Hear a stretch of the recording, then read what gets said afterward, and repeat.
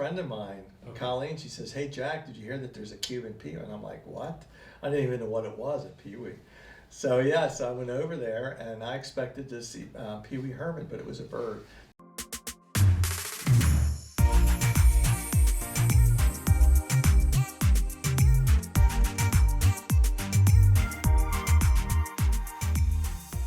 My name is Jack Louden, and I live on Big Pine Key. We've been there since 2015, and came down to the Keys to continue my career as a music teacher. And I had 7 good years at Switlick Elementary in Marathon, Florida. Great teachers, great faculty, great administrators and kids. And I taught music there. Also developed a taste for photography. So I'm a musician and photographer. Currently my photography is on view and sale at Guildhall Gallery down in Key West, Florida, 614 Duval. And we're right across the street from another famous gallery called the Wilton. I think a lot of people have heard of Wilton Gallery. It's been there since 1976. It's a co-op gallery, so there's 24 all local artists, and you have to be able to work there once a week, so it is all local, which is really cool. And we get all kinds of wonderful customers. A lot of tourists come down to go to Guildhall and to buy the artwork for their homes here. And my wife, Lynne Fischer, she's been there for a long time, and she manages the gallery. And she paints in acrylic and has a lot of fun doing it. So we complement each other well. She uses the paintbrush and I use my camera. So something, different styles, and we get along just fine. She's been painting since 1986 in the Keys. She was living in Toledo, and she took art in high school and college. And then when she was 25, she decided, she told her parents, she says, "I'm going down to Key West to become an artist." And she packed her car up and came down, and then she's been painting ever since. She does acrylic painting, all Keys, architecture, seascape, landscape, some of the, like Captain Tony's, Schooner Wharf, any of those businesses. She does a lot of that. She does really well when she has time to paint, because she also manages the gallery, so there's a lot of responsibilities there. But she works so well with all the artists, and Guildhall has 4 owners. We're not one of the owners, but the 4 owners, they had a vision, and in 1976 is when they started Guildhall Gallery. It used to be a dry goods store. It was built in 1908, and when they came in, they did Guildhall Gallery.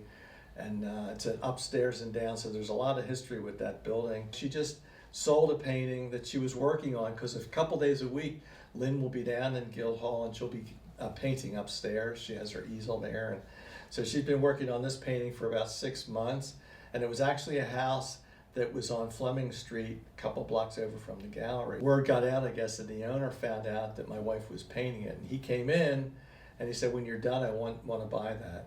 So she just finished it, got it, and then of course she'll make copies, she clays. And there were like 10 people in line that had seen that painting, and they wanted to buy it. My photography, I got a nice surprise in December. One of my pictures, spoonbill, which I took on Big Pine Key below the Bay of Honda Bridge. It's called the Horseshoe. This spoonbill came out of nowhere, and I was lucky I had my camera. Took some pictures. That ended up winning a national award at the end of last year, the Florida Keys National Marine Sanctuary. And then that same photograph, unbeknownst to me, a couple weeks after that, one of the photographers at Guildhall, Connie Groth, she came to me and she said, "Jack, your photograph is on the front of the Marathon Weekly." And I was like, "Really?" And she was so kind, she brought it in, and so I was thrilled to see that. And then I also found out that it was on the Currents publication here in Marathon, the Florida Keys Electric Co-op. So I was really honored, humbled that my photograph was out there. I'm out every day. I have a routine. I get up about 6 o'clock. Being a former teacher, I have that same schedule. I like clockwork. I'm up early, and then I get out on the road with my Nikon. I have a D850 camera that I use. I have a kind of a routine patrol area where I go to capture all the different wildlife, and do that every day. And like I said, sometimes I'll wander to Key West because there's some beautiful landscape, seascape, photograph opportunities down there as well. A lot of, like I mentioned, a lot of great places to take photography, and on my route, I go out to the Blue Hole, which is on Big Pine. and they have two alligators there. And so sometimes I get interesting pictures of those creatures. There's a big bird out there, a couple of them called anhingas, and I get some of those photographed. Where I took the spoonbill on Big Pine about a year ago, I guess, all the photographers scrambled there because there was a lone flamingo that had come down, they think from the Everglades. And that flamingo was there maybe for 2 weeks. So we were all down there with our cameras. And it's funny because the flamingo, when they come down here, there's usually just one of them. And it happened a couple years before that on Sugarloaf, and also on Big Torch Key there was one. And like I said, all the photographers will come and flock to take them. But we have other beautiful, like the endangered key deer on Big Pine. And so I'm out and I get some photographs, especially in the springtime when the babies and the fawns come out. They're so beautiful with their moms. And drivers just have to be really careful on US 1. There have been unfortunately times where I have the Fish and Wildlife on speed dial, and I have to call them up and say, oh, there's another poor dead deer that was hit by a car, and they come right out and take care of it. Lots of big iguanas. We have people at the gallery come in. Do you have any pictures of iguanas? So it's interesting. Pelicans. I mean, there's so much wildlife. Heron, great egret. I'm a member of the Audubon Society, and there is a South Florida Audubon group too, that I'm part of that group. So there's a lot of interaction among photographers and reports. There's migratory patterns of birds that come down and when they come down. So that gets different photographers excited to come down here. At the Blue Hole a couple years ago, there were photographers from all over the country coming, because there was a small bird that rarely ever comes into the US, and it was called the Cuban peewee, and it came from Cuba, and it was at the Blue Hole for like 2 weeks.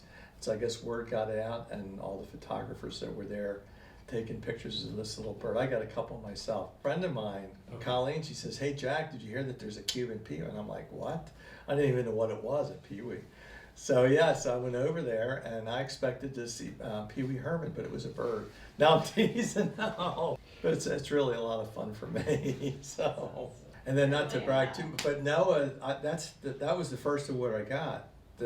I got a call in December on my phone. It was up in Orlando, and it was came up as a spam thing, Tallahassee. I'm like, oh, I'm not going to answer it. My wife said, you should answer it. So I answered it. And it was Scott Atwell from NOAA, and he said, I'm calling you to let you know that your photograph of the spoonbill came in second in the National Marine Sanctuary competition. So that was the first time I had heard about it. And then when I saw it in the Marathon Weekly, but that was cool. I'm just proud that I can display the wonderful wildlife in this Florida Keys. And it's a good way for people to be aware that we have to treasure and cherish and protect all of our natural resources here in the Keys.